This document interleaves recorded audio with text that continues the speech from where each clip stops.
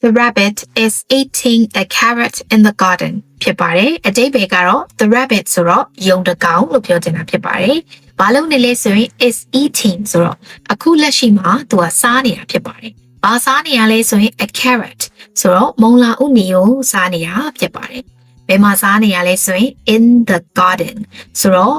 ဥယျာဉ်ထဲမှာစားနေတာဖြစ်ပါတယ်ပြောရမယ်ဆိုရင်တော့ယုံတကောင်ဟာဥယျာဉ်ထဲမှာမုံလာဥနီကိုအခုလက်ရှိစားနေတယ်လို့ပြောချင်တာဖြစ်ပါတယ်ဆိုတော့ကျွန်တော်တို့ဘယ်လိုပြောမလဲဆိုရင် the rabbit is eating a carrot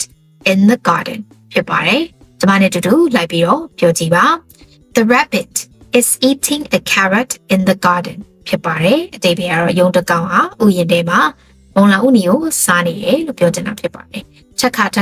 ပြောချင်ပါလေ့ကျင့်ပါလို့ပြောချင်ပါတယ်ထက်ခါနားထောင်ပါလို့ပြောချင်ပါတယ်